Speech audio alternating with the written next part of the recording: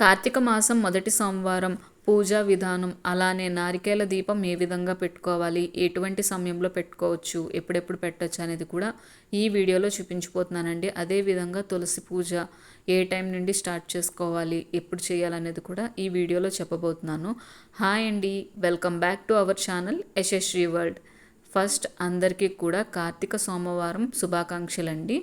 First అయితే నేను తులసి కోట దగ్గర పూజకు అన్నీ అరేంజ్ చేసుకున్నాను. అదేవిధంగా గడప పూజ కూడా చీకటి తెల్లవారక ముందే చేసుకోవాలి. అంటే ఉదయం 4 గంటల నుంచి 6 గంటల లోపు మనం తులసి పూజ అయితే కంప్లీట్ చేసుకోవాలండి. చీకటి ఉండగానే, చుక్కలు ఉండగానే చేసుకోవాలి. ఫస్ట్ అయితే తులసి కోట దగ్గర అయితే నేను అన్నీ రెడీగా చేసుకున్నాను. వినాయకుడిని అలాగే దామోదరుణ్ణి ఇద్దరు కూడా 2 పసుపు విగ్రహాలని చేసుకొని పెట్టుకోవాలి. తర్వాత ఆకాశ దీపం కూడా పెట్టుకుంటామండి. కొందరు పెట్టుకుంటారు, కొందరు పెట్టరు. నేనైతే పెడతాను. గంగా దీపం అంటే మామూలుగా అయితే సోమవారం మనం నదికి వెళ్ళి స్నానం చేసి గంగలో దీపాన్ని అయితే వదులుతాం కదా. ఇంటి దగ్గర ఉన్న వాళ్ళకి అవ్వదు కాబట్టి ఈ విధంగా నేను గిన్నెలోని వాటర్ తీసుకొని, ఉంటే కనుక ఇత్తడి గిన్నెలో, ఇత్తడి పళ్ళల్లో వాటర్ తీసుకోండి. నాకు లేక నేను స్టీల్ పళ్ళల్లో తీసుకున్నాను. ఇలా కొబ్బరి చిప్ప కానీ, అరటి టొప్పలో కానీ ఒత్తులైతే వేసి వదులుకొని తులసి పూజనైతే పూర్తి చేసుకోవాలి.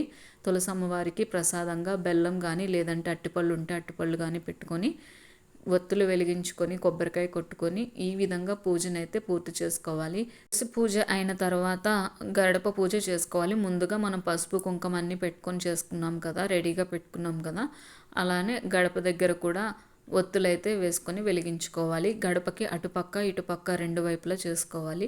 బయట పూజ 6 లోపే పూర్తి చేసుకోవాలండి.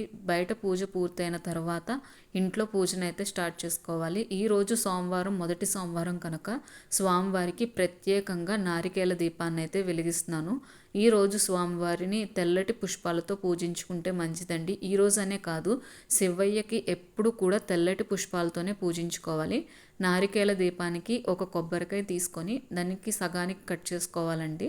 కట్ చేసుకొని 3 కళ్ళు ఉన్న వైపు పసుపు రాసుకొని శుభ్రంగా కడిగి పసుపు రాసుకొని ఇలా బొట్లు పెట్టుకోవాలి. పైన కూడా బొట్లు పెట్టుకొని అలంకరించుకోవాలి.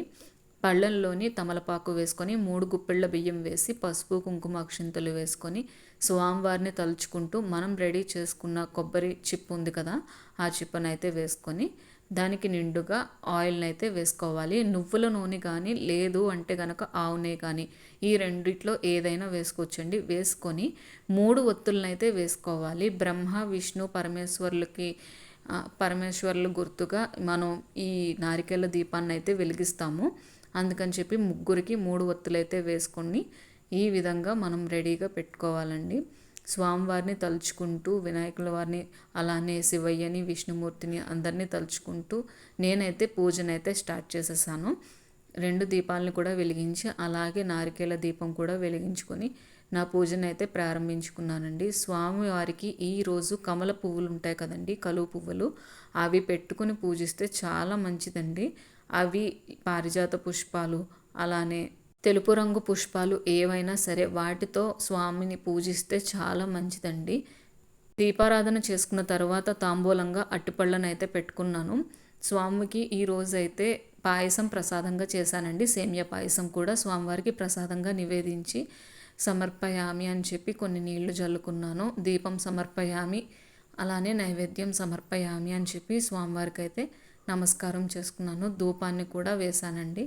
ధూపం కూడా వేసి స్వామివారికి ఆయన శివాష్టకం చదువుకొని, లింగాష్టకం, బిల్వాష్టకం అన్నీ చదువుకొని స్వామివారికి అయితే తెల్లటి పుష్పాలతో పూజనైతే చేసుకున్నాను.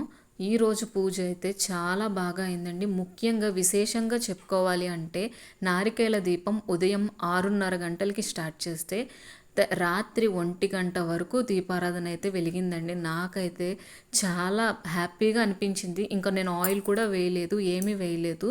3 ఒత్తులు పెట్టాం కదా, 2 ఒత్తులు అయితే మధ్యాహ్నం వరకు కొండెక్కకుండా ఉన్నాయి. మధ్యాహ్నం 1 గంటకి కొండెక్కాయి. ఒక ఒత్తి మాత్రం నైట్ 1 గంట వరకు వెలిగిందండి. నాకైతే ఆ ఒత్తి కూడా పూజ గది మొత్తానికి చాలా ప్రకాశవంతంగా వెలిగింది.